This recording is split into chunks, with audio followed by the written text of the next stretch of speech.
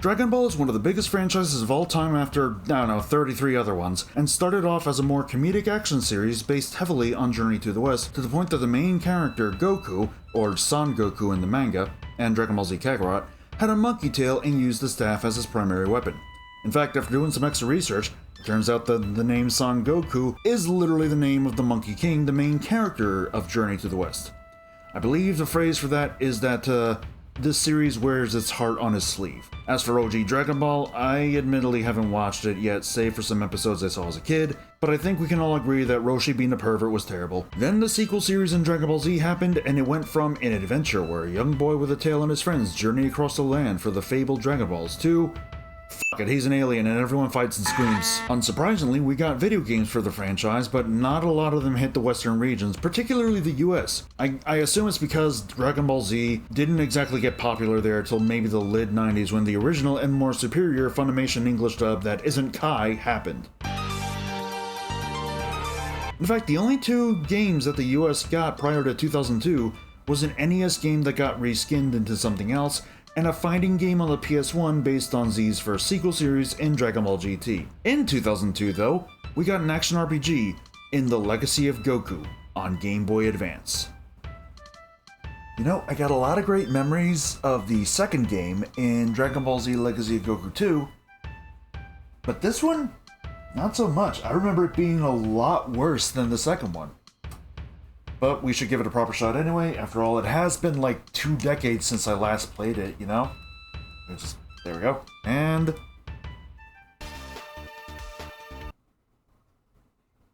Jesus Christ, this does not look good blown up like this. Hell, the portraits shown when people talk are also super rough too.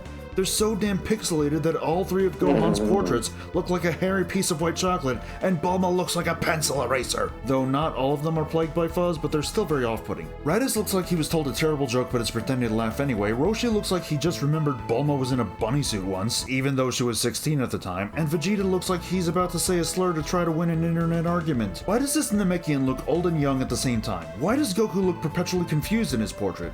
The sprite work is so good too. Why the hell does the quality look so ass? Wait, let me try something. Yes, I see. I understand everything now. It is opposite day though, and so by everything I mean abso-fucking-lutely nothing. Yeah, obviously the game was never meant to be on a big screen, let alone at 1080p. So of course stuff like the FMV sequences are going to look ugly. I'd actually love to see how this looks through a Game Boy player and if it's just as rough. Though GameCube's output it to 480p if I'm not mistaken, so it might have not been that bad. And I also don't have a Game Boy player disc or the Game Boy player itself or a CRT TV, and I am not made of money. I ended up finding this footage here that suggests it does look fine, but since y'all are watching this at 1080p, I'd argue you'd still need a CRT TV to properly see how it's meant to look. I did learn something though, thanks to a comment in the Discord server I'm in relation to an FMV game the Game Grumps played not too long ago. When looking at Game Boy Advance games on YouTube, set the quality of the video to 144p, though I'd argue 240p works fine too, and it'll look like how it was meant to look on the Game Boy Advance. In fact, I downloaded footage of the game, which I will credit in the lower left of the screen as per usual, at 240p, and then rendered it at 1080p to see if it had changed in some form due to the upres. Turns out it doesn't, because I do not know how to properly clean up and upscale footage of anything. It's fuzzier than mold, and it isn't 60 FPS like the Game Boy Advance is capable of due to YouTube only supporting 60 FPS from 720p onwards, but at least Bulma looks a bit better. Only a bit though. You can only do so much when you make someone look like if you put moss on a blueberry. The gameplay is an action RPG sort of style, where you fight enemies to level up, do side quests, though in this case they're kinda required to do so I guess they're not side quests. And I'm pretty sure no matter how much you level up, your defense stat is trash. Even later on in the game, there have been a lot of times where I have to heal with herbs, which only heal 1/4 your HP, even though it feels like less sometimes. Mind you, you can also use sensu beans to fully heal, but those are much rarer, which admittedly is to be expected. In terms of the combat, I usually have to run or fly away to get some distance, so I can use a solar flare to freeze them and then wail on them, rinse and repeat. In regards to the flying part, it is severely limited for a lot of the game, with you relying on these special orbs on the ground to recharge, which gets pretty annoying when you run out and you end up being too slow to escape. Though as you go through the game, your walking speed does increase, so there's that at least. The combat method I use as a whole is one of only 2 strategies that work for me, the other being to get close enough to hit them with the Kamehameha wave, but not too close so as to aggro them. The problem with fighting at all, though, is that you need to be perfectly aligned with the enemy to actually hit them, whether through melee attacks or energy attacks. What's even wilder is that it seems there's a sweet spot where if you hit them just right, they go down in one hit or maybe even three. Unfortunately, this is not something I was able to do later on in the game and only really managed to do to wolves. But for the later enemies, I had to do this. Kamehameha!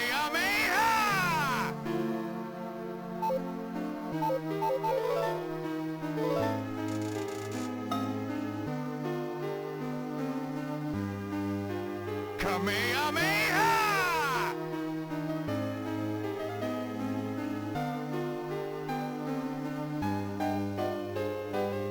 Kamehameha!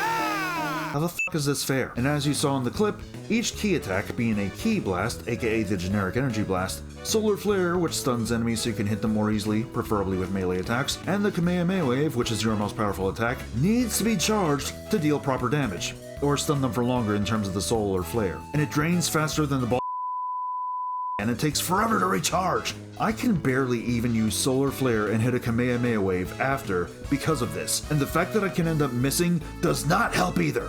On top of that, sometimes I hold down the button to charge up a Solar Flare, and it doesn't even register half the time. It can't even be a cooldown sort of thing because I didn't have this issue with the Kamehameha Wave at all. Why the fuck isn't it charging? On top of that, Namek in particular is just littered with rocks and trees, at least in one area anyway, where I either try to get distance or try to get to a stunned enemy to wail on them, but these stupid things get in the way. I don't have a lot of time to get away or get close to begin with. And believe it or not, none of that is even the worst part of the combat. The worst part of the combat is that there is no recoil or knockback when you hit an enemy. The only way you can tell if it connected is through a red flash. A red flash that also flashes when you get hit, but most of the time, the enemy is right on top of you, so not only can you not tell if they're flashing since you're overlaid over them, but I'm pretty sure you're not even able to hit them like this. And again, Goku's durability is akin to tissue paper most of the time, and when you die...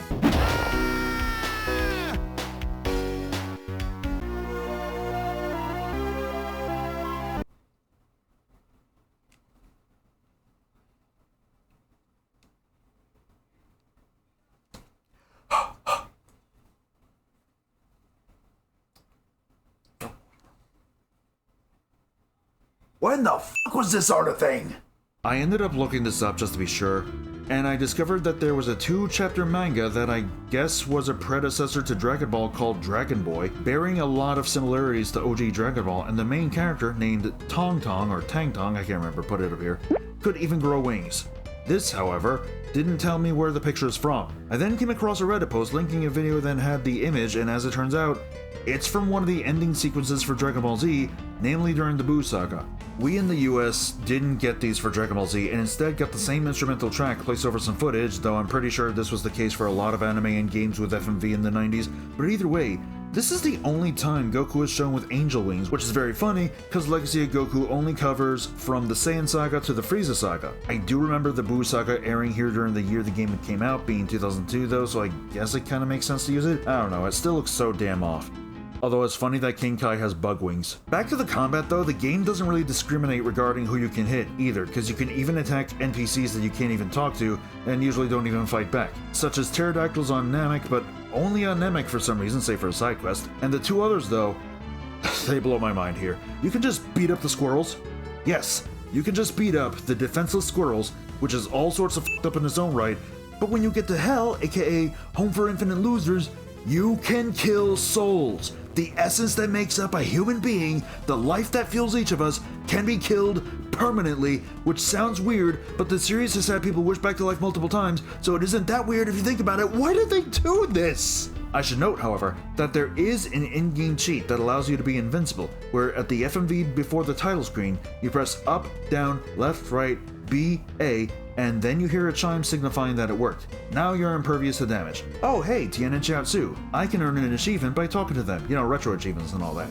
Alright, done talking and... where's the Chivo pop-up? You can't earn retro achievements with this in-game cheat enabled. Mind you, I can't really play it anymore on the Game Boy Advance SP because then I wouldn't be able to earn it at all, but apparently I can't earn it with the in-game cheat enabled either, even though I have hardcore mode turned off, and thus it should be okay to use. This is 1984 all over again. This did tell me, as I activated the cheat after earning some achievements already, that I could have played the game in hardcore mode this whole time to try and master the game, but I can reset the achievements here as that's a feature for retro achievements. Though, from the Ginyu boss onward, none of the achievements popped up. I was supposed to get at least 7 more after I beat Geese, but they just didn't unlock. I did see with another game on the retro achievements site, a comment that suggested that it may have been a sort of glitch in the servers or something, and upon loading the game up again to check something that I'll bring up later on, I got 2 of the achievements that I was supposed to get by that point. That said, the game does seem pretty easy to master, so I may do it on my own time sometime. But I just wish it was, good. Side quests, as I briefly mentioned earlier, are mostly required to be done, at least from what I can tell. They just feel like side quests to me because of them largely being unrelated to the main plot in a way that the sequels do better. You end up doing stuff like rescuing an egg stolen from a pterodactyl, getting a kid flowers for his sister, saving a kid lost on a cliff so they won't die of hypothermia, stop a bank robbery, return capsules to a scientist, which turns out to be a missable achievement, which tells me I'm right to think they're required for the most part, plant saplings to ensure the future of a planet that totally isn't going to explode in 20 minutes, the typical stuff. If I had to speak positively about the game though, in my honest opinion, there are 2 interesting and maybe I would say pretty neat aspects about this game and its sequels. The first one is that they follow the anime specifically, including Princess Snake of Snakeway, Hell, but known as HFIL, aka Home for Infinite Losers, like I brought up earlier where Goku accidentally ends up there on his way to King Kai's planet, and the inclusion of King Kai's butler, Gregory, among other things. Yeah, there are a lot of things the anime added in, such as a battle that spans around 30 episodes. Are you f***ing serious? The other interesting aspect, specifically for this entry, is that you only play as Goku. You don't see Gohan's blatantly abusive training under Piccolo, you don't see the deaths of 4 Z fighters against Nappa and Vegeta, and he never even sees Bulma on Namek despite her having gone there too. Come to think of it, a lot of the characters only show up once throughout the game. Bulma is only on Roshi's Island at the beginning of the game, with her sprite only matching her Namek appearance, ironically enough. Chi-Chi only shows up once outside her and Goku's house. Yamcha, Puar, Tien, and Chaozu only show up in the forest prior to the fight with Raditz, and Yamcha has a sprite looking like he does in the Android Saga despite only having long hair during this time, and those I'd argue are still very important characters even if most of them largely took a backseat following the events of OG Dragon Ball. Man, this game is like crap. And it cost me $15. But I'm sure you're going to be expecting me to, chop it in half with a knife or bash it with a mallet, but I'm not going to do that. It's a piece of gaming history. I'm not going to be like those YouTubers that go all like, whoa, I'm going to destroy a piece of gaming history because it's funny to losers. I'm not going to do that. Even if some of the YouTubers that do that I actually like. I mean, I am fully supportive of gaming preservation.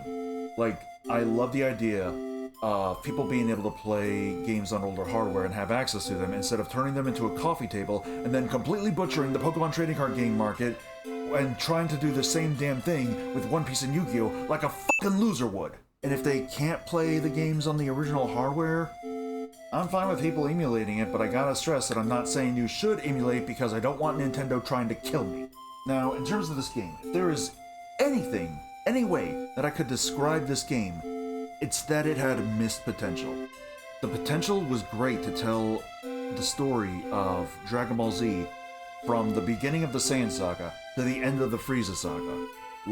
There was so much good that could have been done with it, especially as an action RPG, and they just squandered it. But thankfully it does work out that the sequel, it is so damn much better than this one. Obviously, though, I'm not going to be looking at the sequel just yet. I like to space these things out for a bit, This feels like a game that you should only try out of morbid curiosity, but don't worry, it's not all that long. This action RPG only took me 3.5 hours to beat. Going by in-game time exclusively, though, it was roughly 3 hours, because apparently, one of those half hours was finagling with RetroArch and such, But that's still not an RPG. That's an RPG light. I don't actually know if that's a thing now to think about it. But you know what is a thing?